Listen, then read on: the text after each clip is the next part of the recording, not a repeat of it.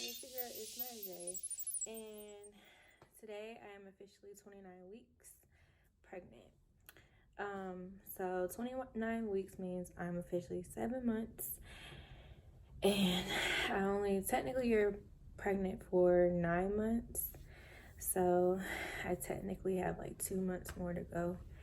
But my due date is February 7th, which means technically I have like 2 months to go. So 2 months and like a week. So I'm gonna just tell you like how the third trimester is going. So my symptoms are reversing. Like I felt great in the second trimester, and now I'm in my third, and I'm experiencing everything I experienced basically in my first trimester, which is weird. So my senses are coming back stronger now. Like I'm able to smell things and they're actually making me nauseous all over again. What other thing? Oh, the Braxton Hicks hurts. I went to the doctor, they checked everything, whatever, but basically the contractions are like often. They do come when you're dehydrated, and I feel more dehydrated this trimester versus like all the other trimesters. Well, the second trimester. So I will say, if you're in your second trimester, enjoy it. Do everything that you can do possible, because when you get to the third trimester, you're gonna be right back tired, feeling weak. You're not gonna be able to do everything. You're not gonna be able to bounce up and just do all other things. Like your belly's gonna be bigger. It's gonna be heavier. It just depends on how your body weight is, because not everybody gets big. So and then the punches are harder. You'll start seeing like them stretch out their hand, and it might be out your belly and then come back. So it's a lot of things. One thing I will say is, when you're in third trimester, start planning, and I mean plan ahead. There's a lot of things going on in this trimester. You have your okay, number one rule that you need to do is come up with a birth plan. Your birth plan is what you want to happen at the hospital. So this includes if you want to be natural, or if you want to get an epidural, or in some hospitals they do a water birth. I know you can do that. So that's something that you need to write down. You need to make sure that you have like your medical cards, your insurance card, your driver license, and all that available, so that you can just grab them and go when you are in labor. You need to, at this point, pack your bag. And I packed my bag, and in your bag you need to pack like as if you're going overnight. The only difference is incorporate an outfit for your newborn, but I would not suggest bringing diapers and wipes and all that to the hospital. Use what they have so you can conserve what you already bought, because it's just smarter.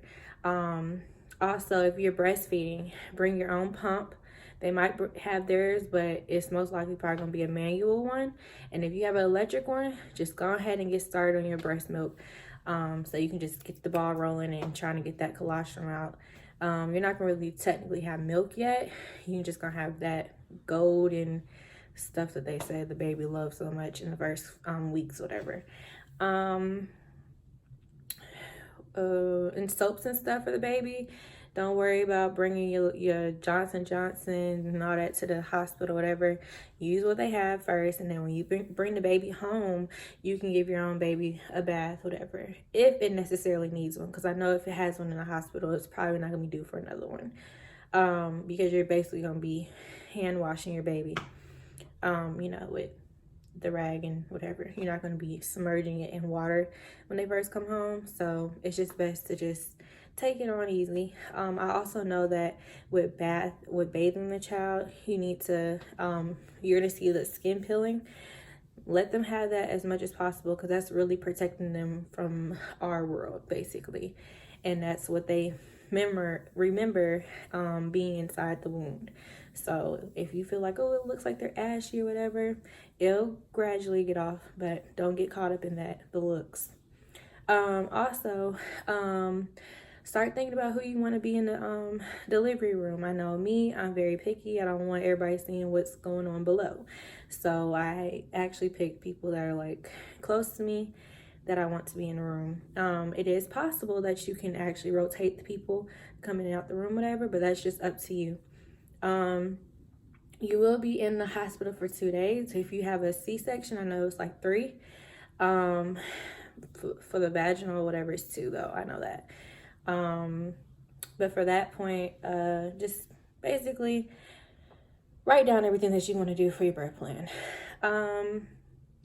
Make sure you pack your bag now and make it accessible so that if, like, say for instance, if you live in a house with your boyfriend or your husband or your family, make sure it's like everybody knows where the bag is at, because that's going to be important. Because when you go into labor, you're not going to have time to be scrambling around the house looking for little detailed stuff, because you're going to be in a lot of pain and you're not going to think like the same, because you're just not going to be able to think like that. So right now I put my pink binder that I have like all my my birth plan in and my important documents and stuff like that. I put that in my car already. And I have her car seat right by the door, in the closet right by the door.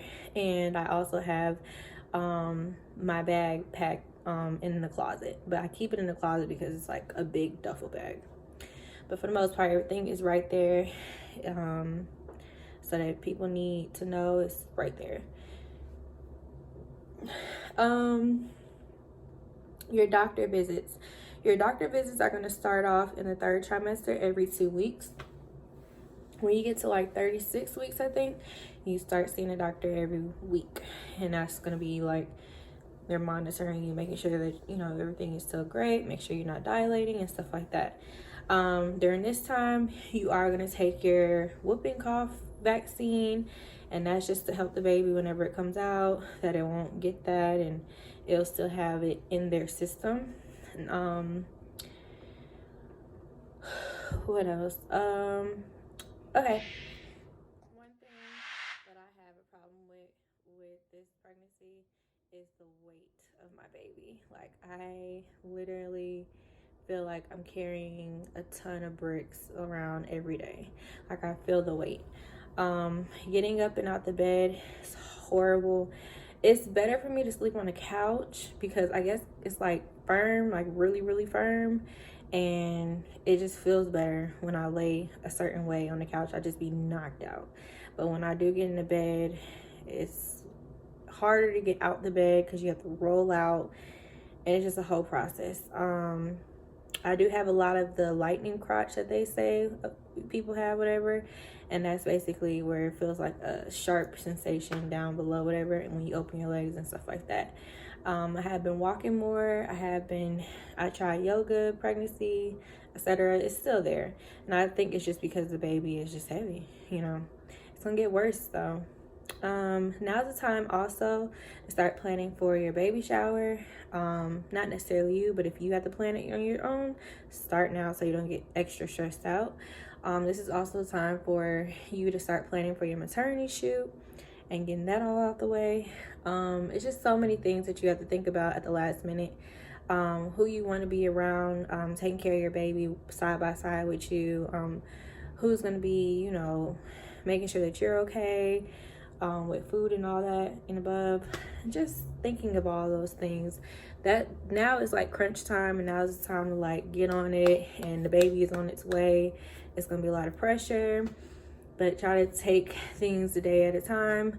It does get overwhelming. My hormones have went from an all-time high this trimester, so yeah, I'm trying to make it, but it's almost over.